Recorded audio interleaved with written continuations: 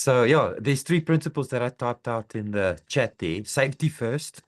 Second one would be progress over perfection. So if he's making progress, then that's great. And I think that raises another question, and that is, I mean, many husbands here are not on the program, so there's no progress. Maybe, maybe there is progress. But the thing that gets to is whether I'm supporting somebody that is in recovery or somebody that's in addiction, which is a very difficult thing. If a person's not in recovery, then like, how do I support the things that's good? And that's what Robin's talking about. You're attending meetings, that's what I expect. Or you're taking out the trash, that's what you have to do. This is the stuff that I expect of you. So the expectations and agreed upon expectations is very important in every single sort of facet of this whole thing. And then the last one is separating identity from behavior. I think for the majority of men, they are not sex addicts in their.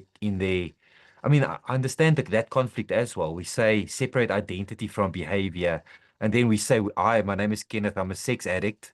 But that is part of my fleshly identity. That's part of the stuff that I need to deal with. But it's like I'm not just that. I'm much more than that. So separating identity from behavior is very important. And I think that can work in a couple of different directions as well. So I hope this makes sense. So how do we deal with it? You celebrate Father's Day for the sake of the kids.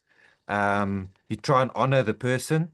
I mean, someone else said in the chat there that he is not your father, so make it about the kids. That's easy. I think any lady can do that. And then separate identity from behavior, celebrate progress, and lastly is make sure that you are safe. I think those would answer the question, and have support and talk to other people about it. Chris, is there anything from your side that you'd like to add to this question? Yeah, so I think one of the key things that came out as well is that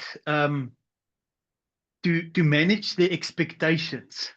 If your husband thinks, listen, it's Father's Day, he's also going to get rewarded by some intimate time because it's Father's Day, then you must have clear-cut expectations about it. So listen, we are still on a journey of recovery. We are still healing.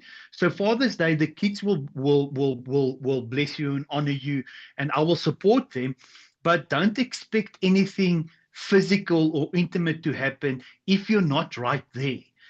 So communication is key, to just lead it out from the beginning, saying, listen, don't expect anything to happen, or listen, we are further in our journey than we were last year or on Valentine's or whatever. So maybe we can, but the communication is key. And not to have false expectations from either side.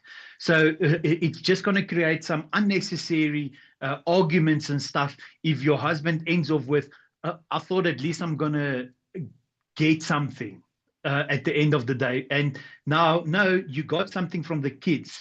So if you can explain that boundary and that expectation from the beginning, then I think that it will just resolve some future arguments.